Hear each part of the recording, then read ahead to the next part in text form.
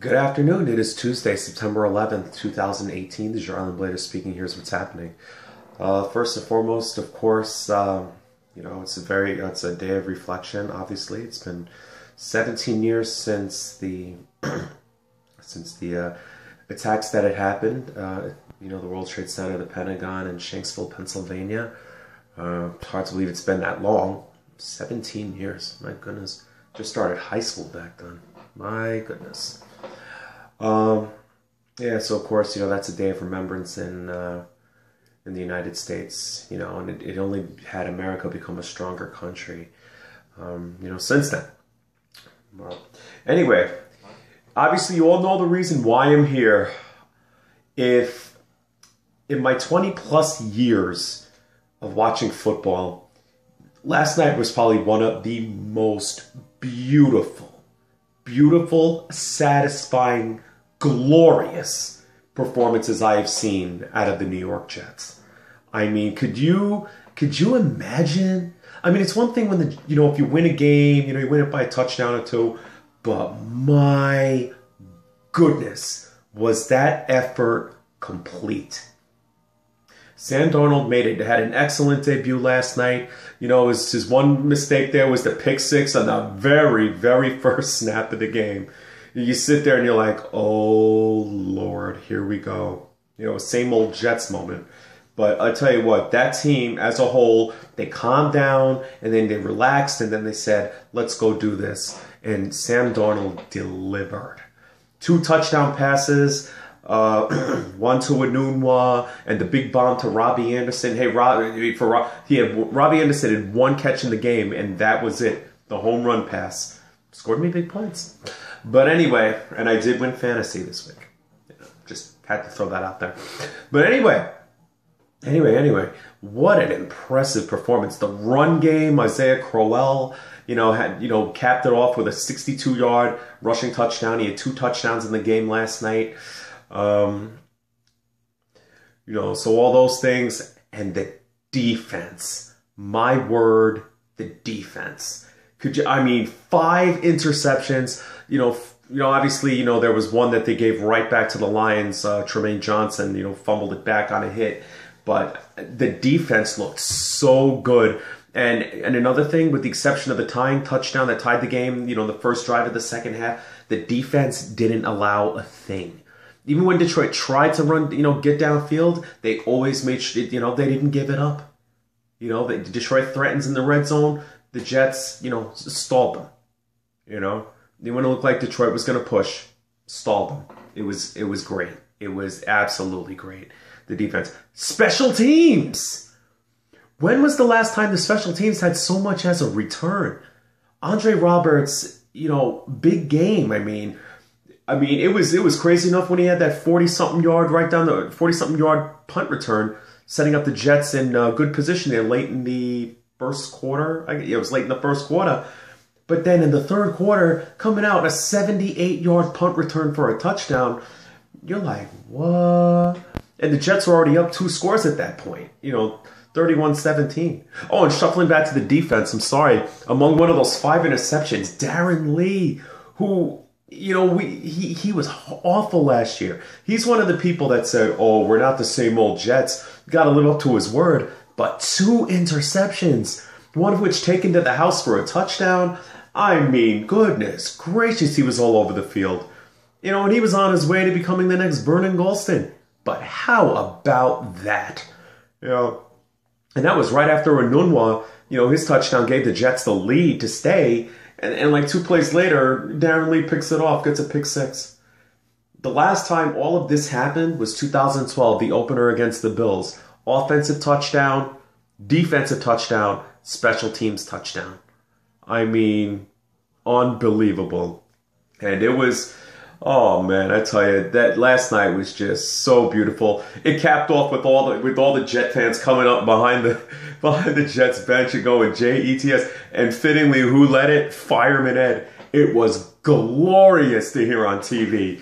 Oh my goodness, I loved it. You had to love it, But oh man, I tell you, and the defense, they beat up Matthew Stafford. I don't know how Matthew Stafford is still standing after the shelling that they gave him. I mean, there was that one where, he was clearly hurt, and what was it, Leonard Williams, and what's the kid's name? The one who's wearing Wilkerson's number now? I forget who. But, I mean, they double teamed on that nasty hit. Oh, my God. And it was clean. They didn't blow it. So, hey. But, I mean, and like I said, see, I'm at a loss for words. It's just so beautiful. But, like I said, Darnold was just poised. He threw the pick six. It's like, all right, shake the jitters off. And he just was marching the Jets beautifully down the field. I mean, it was just like no mercy. It's just like, I was like, yeah, Detroit's defense isn't that great. Who's their talent? Golden Tate, on offense? Like their defense, who's there? I've never heard these names before that were playing defense in the Lions. Never heard of any of them. So, hey, well, I mean, for what it's worth, I'm like, I said, so, 4 of the 5 analysts on ESPN, 4 of them, picked the Lions to win the game. I said, yesterday I came on here and said, the Jets could theoretically, win this game. And they did, and I did not expect that, scoring 31 points in the third quarter. My freaking goodness. Another big part of this game, the announcers. From the opening get-go of this game, it's like, what is this? I mean, it was, what's her name? Beth Mowins, whatever her name was, who called the game last night, along with Brian Greasy. Well, that was just awful to watch. I mean, I should have just turned it to the Spanish version. I might as well. It was drop dead awful listening to these two last night. It was just horrifying. I mean, you can watch it on the highlights. It's like, what is this? That's trash. It's trash.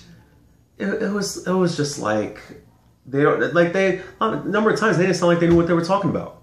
Oh, who's the guy leading the Jets chant? What's his name again? He probably had a whisper in his ear. That's Fireman Ed. It's like, oh yeah, Fireman Ed is back. Blah blah blah. Like these two did not have a clue. The whole game, just to endure to listen to that, brutal. You're like, who is announcing these games? Who's that announcing? For a second, I thought it was Susie Colbert, but I'm like, Susie Colbert's too experienced for that to sound like crap,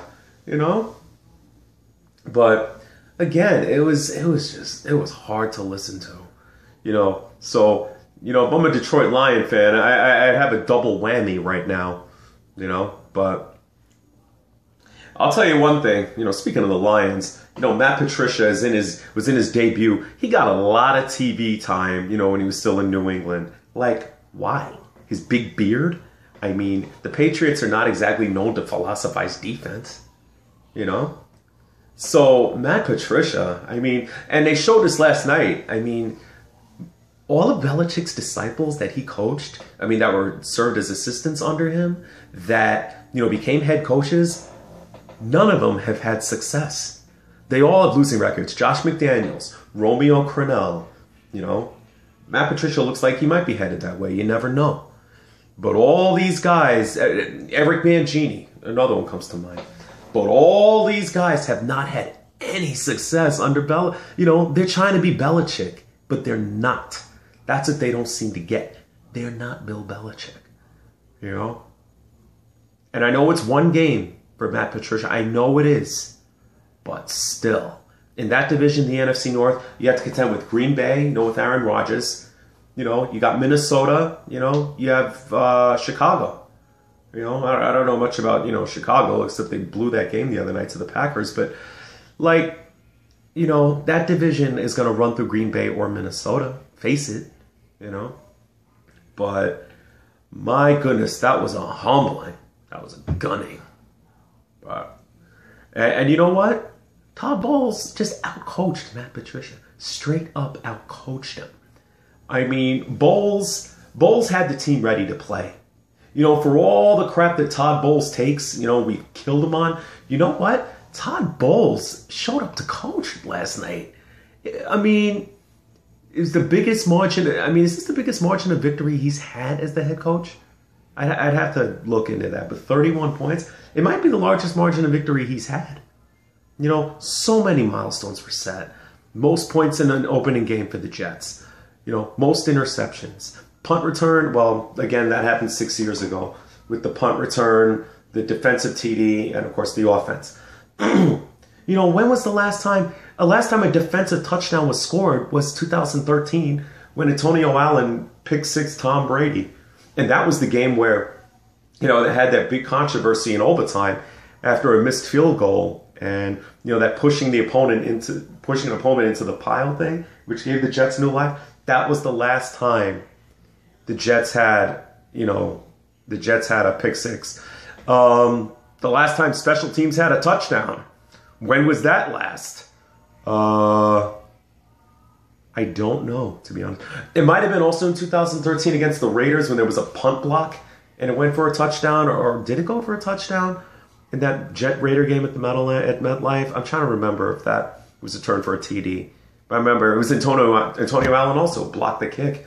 But honestly, I don't know the last time the Jets had a special teams touchdown. If I'm wrong, then it's probably Joe McKnight in 2012. But my goodness.